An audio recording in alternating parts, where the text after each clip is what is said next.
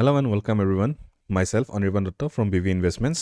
আজি আমি চাম net FII আৰু net DII over the years, over the period of 10 years, কেনেকে ধৰণে changes হৈছে net FII আৰু net DII. So, FII মানে হ'ল foreign institutional investors আৰু DII মানে domestic institutional investors. Okay? So, আমি চাব পাৰো যে 2016ত 10,582.26 crore rupees FII sell কৰিছে আৰু DII 35,362.56 buy কৰিছে.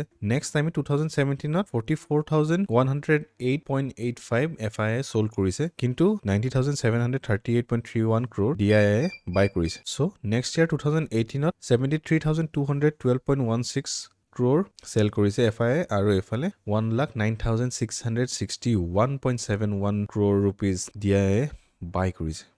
So 2019ত 39,880.64 FII buy কৰিছে আৰু DII buy কৰিছে 42,257.27. তাৰপিছত 2020 the year of COVID তেতিয়া আপোনাৰ FII 65,246.26 crore buy কৰিছে তাতে আৰু DII only last 10 years up till 2025 DII only selling কৰিছে এটো বছৰ 35,663.21. তেনেকে ধৰণে 2021ত আকৌ FII sell কৰিছে 91,626.01. কো এফালে buy কৰিছে DII 94,846.17. 2022 2,78,429.48 crore rupees FII sell কৰিছে আৰু DII same almost আপোনাৰ similar amount 2,75,725.71 rupees in crore buying কৰিছে DII. 2023 16,325.19 rupees sell কৰিছে FII.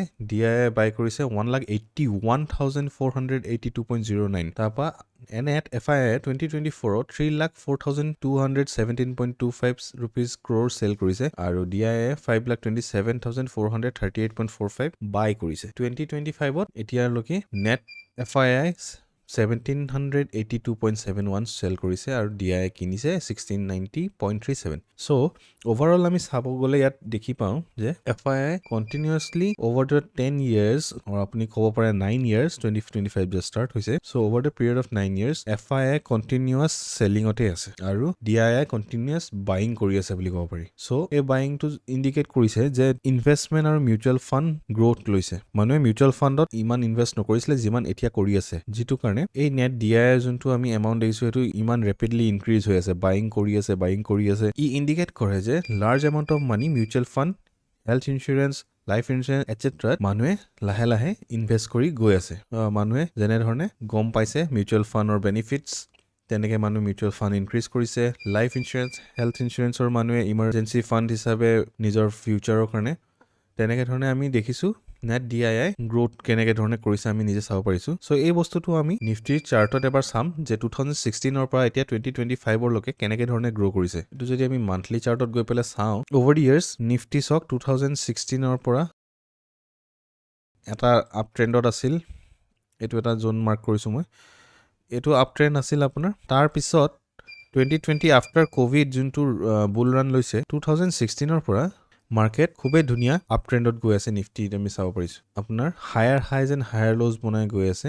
সো ধুনিয়া এটা প্যাটাৰ্ণত আপ গৈ আছে. সো ঠিক তেনেদৰে আমি চাব পাৰো যে সেনসেক্সও আপোনাৰ 2016 ৰ পৰা কন্টিনিউয়াস আপ ট্ৰেন্ডতে আছে.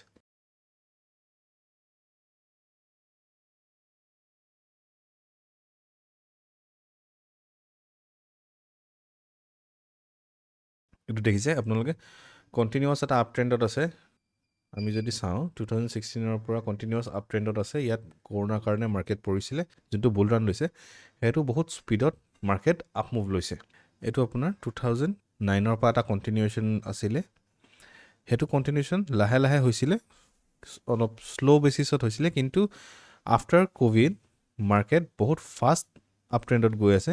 দেখিছে আপোনালোকে নিজে দুইটা আপোনালোকে আপ ট্ৰেন্ড যোনটো এটো চেনেল মাৰ্ক কৰিছো, আপ ট্ৰেন্ডৰ চেনেল দুটা দেখিলে আপোনালোকে গম পাইছে কেনে ধৰণে ওপৰলৈ গৈছে.